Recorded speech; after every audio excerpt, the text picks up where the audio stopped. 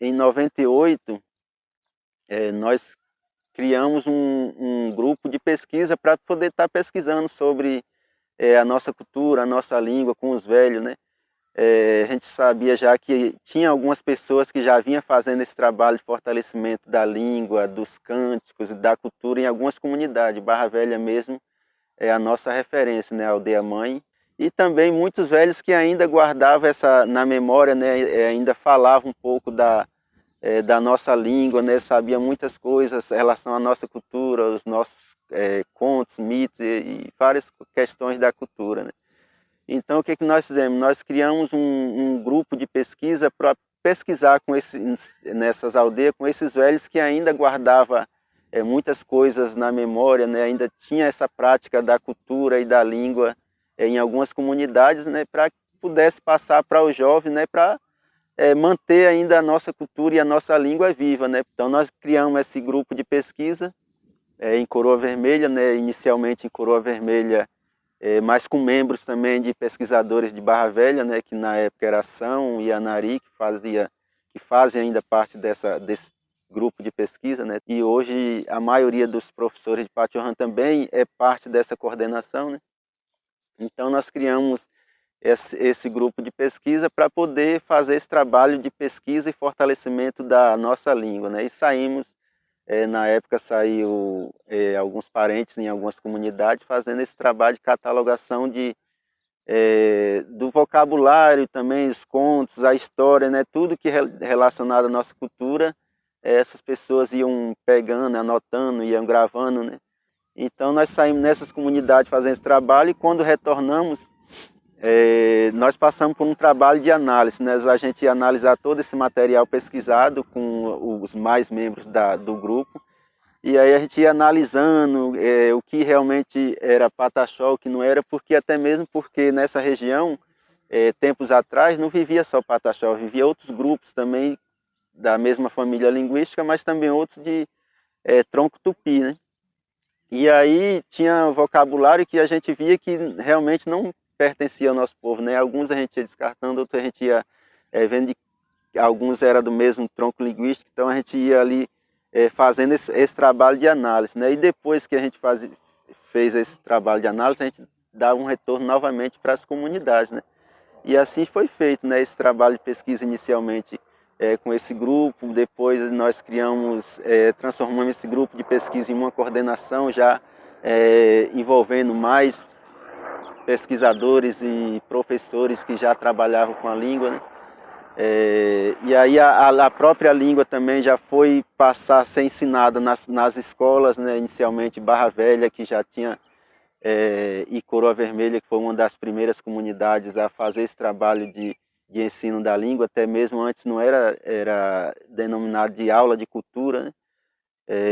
E aí a gente, depois que essas comunidades, as demais comunidades também foi introduzindo um professor específico para trabalhar essas questões culturais e ali ensinar a língua também, né? E aí assim a gente foi fazendo esse trabalho de pesquisa até chegar ao que nós temos hoje, né?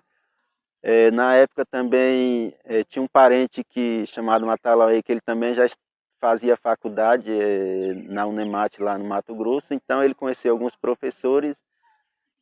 Através desses professores, a gente ficou sabendo que tinha alguns materiais nossos também no Museu do Índio, né? Nós fomos através pesquisando e analisando, e nós descobrimos que tinha documento de viajantes que tinham passado por essa região há muito tempo, né? 1815, 1817, 1836, né? E assim foi, né?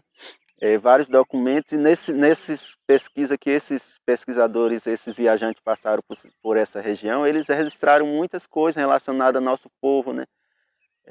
A nossa cultura e principalmente sobre a língua, né? Então nós pegamos esse material, fizemos uma comparação, né? Uma comparação linguística com o que nós tínhamos recolhido com os mais velhos, né? Muitos desses vocabulários já não era mais falado na comunidade, né? Então nós fizemos esse trabalho de, de trazer de volta esses vocabulários, essas palavras que ainda não era mais falada, né? E aí assim a gente foi complementando o nosso dicionário, fomos introduzindo essas palavras também no dia a dia, né? Para alguns pesquisadores, alguns linguísticos, era impossível Eles consideravam que nós, Pataxó, não era povo que não falava mais a língua, que a nossa língua estava morta, né? E a partir desse trabalho de pesquisa que nós fizemos, nós mostramos que era possível sim a nossa língua não estava morta, né? A gente viu que ela não estava morta, ela estava apenas adormecida, né?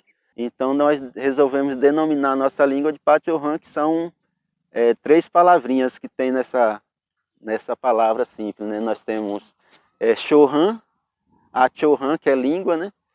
E também temos Pataxó, iniciar de Pataxó, né? Então Patiohan, Atiohan é guerreiro, Atiohan língua e Pataxó, que é o povo Pataxó, né? Então nós denominamos de Patiohan, que quer dizer língua de guerreiro Pataxó, né? E outra também, Tupã, nós Pataxó, os velhos já tinha esse hábito de falar Tupã para Deus, né? Quando a gente traz Nyamissum, que estava nos documentos antigos, que era a palavra para dizer que é Deus também, e aí eles ficaram meio assim com cisma, achando que a gente estava inventando outra palavra, mas não era, né?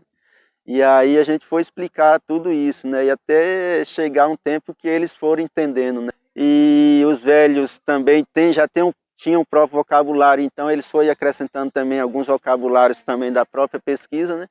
E o que a gente já sabia, que muitas vezes era aqueles vocabulários da comunidade que a gente falava frases curtas, às vezes não tinha como fazer um texto muito grande, né?